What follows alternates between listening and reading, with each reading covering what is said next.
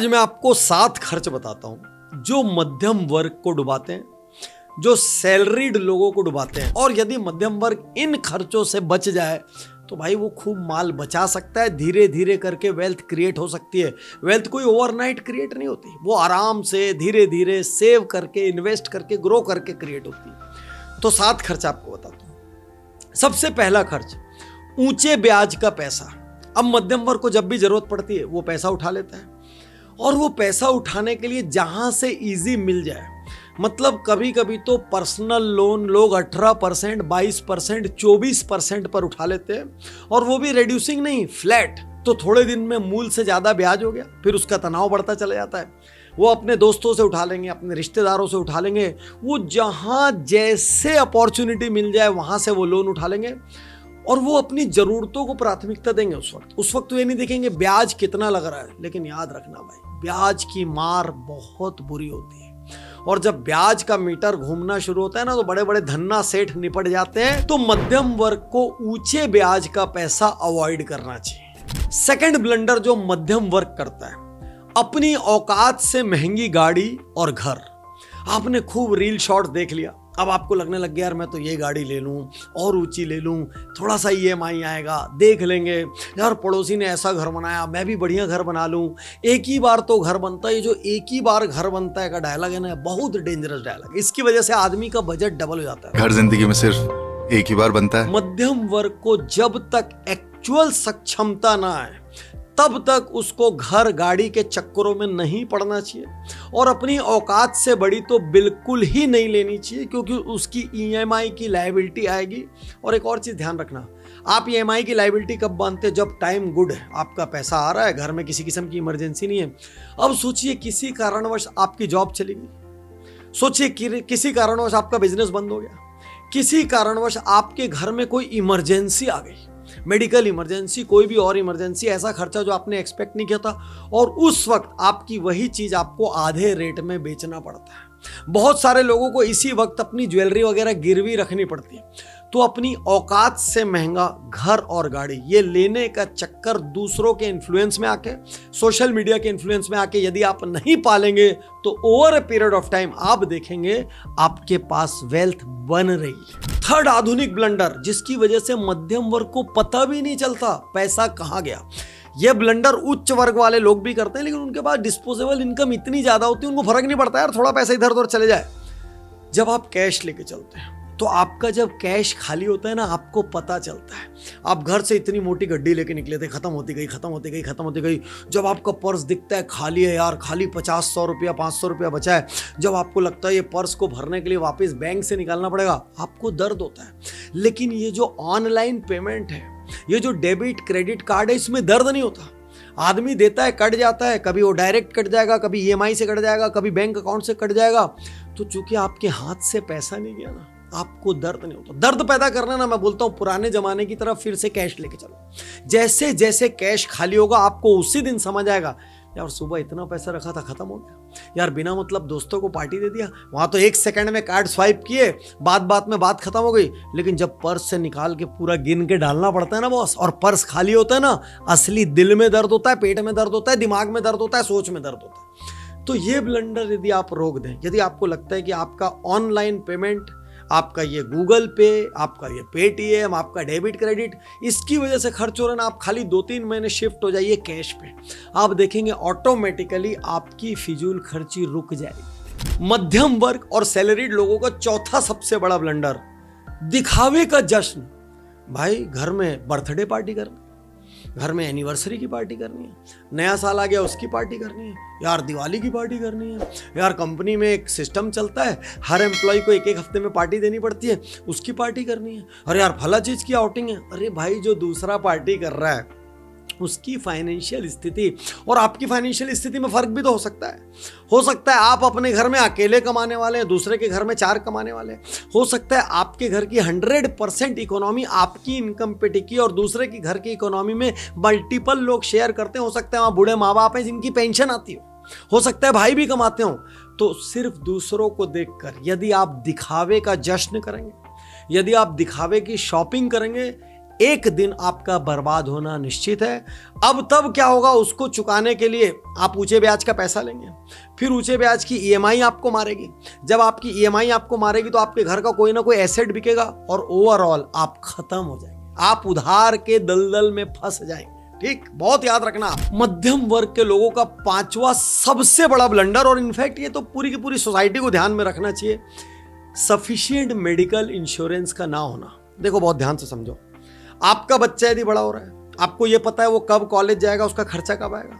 आपकी बिटिया बेटा कोई भी बड़ा हो रहा है, आपको पता है कि कब उसकी शादी करनी है। आपको घर बनाना है, लेट बनाया है, थोड़े दिन किराए में भी रह गए, कोई फर्क नहीं पड़ रहा है, ईएमआई कट रहा है तो आपको पता है कितना कट रहा है, आप एक बजट से चल रहे हैं। आपको मारती कौन सी चीजें? Medical emergency. आपको ये नहीं पता, अचानक आपका कल सुबह एक्सीडेंट हो गया तो जो 5 लाख 10 लाख 15 लाख वो मेडिकल की कॉस्ट आसमान फाड़ चुकी। आपको कितना पैसा लगेगा ये नहीं पता, और एक दिन में आपकी सारी इकोनॉमी कोलैप्स हो जाएगी। और 2 तरीके से होती है, पहला इलाज में जो खर्च लगता है वो, दूसरा आप जो भी काम धंधा करते थे वो खत्म हो जाता है, उतने दिन के लिए खत्म हो जाता है, तो आपका प्रॉफिट नीचे चले आता है, टर्नओवर नीचे चले आता है, फिर वापस आके उस बिजनेस को जमाने में बहुत वक्त लगता है, आपके ग्राहक दूसरी तरफ चले आते हैं। तो करना क्या चाहिए? सफिशिएंट मेडिकल इंश्योरेंस रखना चाहिए। 4 संडे में 2 संडे पिक्चर नहीं जाओ भैया, कोई फर्क नहीं पड़ेगा, बहुत पिक्चर आ रही है अलग अलग चैनल पे, घर को समझाओ, बैठाओ, बातचीत करो, लेकिन सफिशिएंट मेडिकल इमरजेंसी रखो। और ये मत समझना बड़े लोग होशियार होते हैं बहुत। अभी सैफ अली खान का एक्सीडेंट हुआ जिसमें चाकूबाजी में उनको चोट लगी, 35 लाख रुपए का बिल आया। अब सैफ अली खान को क्या प्रॉब्लम है जी, 1800 करोड़ की प्रॉपर्टी है, क्या प्रॉब्लम है? लेकिन सैफ अली खान ने उस 35 लाख के बिल को इंश्योरेंस से दिलवाया। वो चाहते तो दे सकते थे। तो जितना बड़ा आदमी है वो होशियार है, बुद्धिमान है, वो अपने आप को हर तरफ से इंश्योर करके रखता है, उसको कोई पैसे का वेस्टेज नहीं चाहिए। और जितना छोटा आदमी है वो इस जगह पे कटिंग कर देगा, वो बोलेगा नहीं नहीं इंश्योरेंस में इतना पैसा क्यों देना, और डायलॉग क्या मारेगा, 3 साल से ले रहे हैं, 3 साल से तो मेडिकल इंश्योरेंस काम नहीं आ रहा, तुमसे पूछ के काम आएगा क्या? कल सुबह घर से बाहर निकलो और एक्सीडेंट हो जाए तो। मध्यम वर्गीय लोगों का, एसएमई का, एमएसएमई बिजनेस ओनर्स का 6वां सबसे बड़ा ब्लंडर, लोन लेकर पर्सनल लग्जरी करना। देखिए लोन लेने में कोई बुराई नहीं है, वो तो टाटा बिरला अदानी अंबानी सब लोन लेते हैं। लोन लेकर पर्सनल लग्जरी करना, लोन लेकर आप बिजनेस में यूज करते हैं, लोन लेकर आप इन्वेंट्री लेते हैं, लोन लेकर आप टेक्नोलॉजी लेते हैं, लोन लेकर आप नया इंफ्रास्ट्रक्चर लेते हैं, लोन लेकर आप क्वालिटी स्टाफ लेते हैं, कोई प्रॉब्लम नहीं, वो तो ग्रोथ का लोन है, वो तो बिजनेस में लग रहा है। लेकिन जब आप लोन लेके पर्सनल लग्जरी के लिए गाड़ी ले लेते हैं, लोन लेकर एक फॉरेन ट्रिप कर लेते हैं, लोन लेकर आप एक घर बना लेते हैं, वो भी घर नेसेसिटी वाला बना रहे हो तो कोई दिक्कत नहीं, बजट के साथ प्लानिंग करके, लेकिन अपनी औकात से 3x ज्यादा का लोन लेकर बना लिया, लोन लेकर कपड़े खरीद रहे हैं, ब्रांड पे जा रहे हैं, लोन लेकर बर्बाद हो जाएंगे आप। तो यदि जो भी मध्यम वर्गीय बिजनेस ओनर लोन लेगा बिजनेस के लिए और उसको पर्सनल लग्जरी पे खर्च करेगा, उसका बर्बाद होना निश्चित है। क्योंकि पैसा खुद नहीं बोलता मेरे को किस लिए लियो, पैसा तो जैसे ही हाथ में आएगा कुल बुलाने लग जाता है, मेरे को कोई खर्च करो, मेरे को कोई खर्च करो। और यदि आपने उस वक्त खर्च कर दिया, इसलिए मैं एक और बात कहता हूं, जब तक एक्चुअल जरूरत नहीं हो ना, लोन कभी नहीं लेना। यदि कैश आपके पास पड़ा है तो 99% लोगों में डिसिप्लिन नहीं होता कि उस कैश को वो बचा के रख सकें, किसी न किसी लग्जरी में, किसी न किसी विश में, किसी न किसी वांट में, नीड में नहीं, किसी न किसी वांट या विश में वो खर्च हो जाता है और उसके बाद अपना सिर पीटते रहो। और यदि आप नहीं भी खर्च करना चाहोगे तो आपकी पत्नी, आपका जीवन साथी बोलेगा पड़ा तो है पैसा, कर लो ना जी, आपके बच्चे बोलेंगे कर लो ना जी, और आपके हाथ से वो पैसा लीक हो जाएगा। तो 2 सलाह यहां पे दे रहा हूं, एक, जब तक जरूरत नहीं हो लोन नहीं लेना, कुछ भी हो जाए। सेकंड, यदि लोन ले लियो तो किसी भी हालत में बिजनेस के लोन को पर्सनल यूज में खर्च नहीं करना। अब लास्ट ब्लंडर बताऊं कि बस करूं? बताना है कि बस करना है? अच्छा बताना है। तो लास्ट ब्लंडर इन सब का बाप है, ये सब तो अंदर के आइटम है, ये अलमारी है। तो लास्ट ब्लंडर है फाइनेंशियल प्लानिंग का ना होना। तो मध्यम वर्गीय व्यक्ति को सीमित साधन में जीवन बिताना है, ठीक? सैलरी की ग्रोथ साल की 10% होगी, 15% होगी, इसी रेशियो में ग्रोथ होगी, तो 5-6% तो आपका इन्फ्लेशन खा जाएगा, तो आपके पास बहुत थोड़ा पैसा बचता है। तो उसी पैसे में आपको अपनी आवश्यकताएं, घर की, गाड़ी की, बच्चों की शिक्षा की, बच्चों की शादी की, हेल्थ की, माँ बाप की, तीर्थ यात्राओं की, घूमने की, जो भी छोटी बड़ी लग्जरी फंक्शंस, इन सब की आपको पूरी करनी है। तो मध्यम वर्गीय व्यक्ति फाइनेंशियल प्लानिंग नहीं करता। फाइनेंशियल प्लानिंग में भी मैं एक बहुत बड़ी सलाह दूंगा, मैंने बहुत सारे वीडियोस में कहा है, बल्कि मैं आप सबको एडवाइस दूंगा, आप उज्जवल पाटनी यूट्यूब चैनल पर जाओ और मनी वाली प्लेलिस्ट देख लो। उसमें मैंने बहुत जगह बात की कि पैसा कैसे कमाना, कैसे बचाना, कैसे बढ़ाना। तो मैं हमेशा कहता हूँ फाइनेंशियल प्लानिंग में करना क्या चाहिए, सैलरी जैसे आई तो सबसे पहले जो हिस्सा आपने सेविंग के लिए निश्चित किया ना, उसको सैलरी आते साथ सेविंग में डाल दो। वो सेविंग चाहे जो भी हो, वो सेविंग आप SIP कर रहे होगी, वो सेविंग आप FD कर रहे होगी, वो सेविंग आप क्या कर रहे हो उससे मेरा कोई लेना देना नहीं है, वो अलग मैटर। लेकिन यदि आपने उसको सेविंग में डाल दिया तो अब आपको बचा हुआ महीना उस लिमिटेड बजट में निकालना है, आप उसके साथ सेट कर लोगे।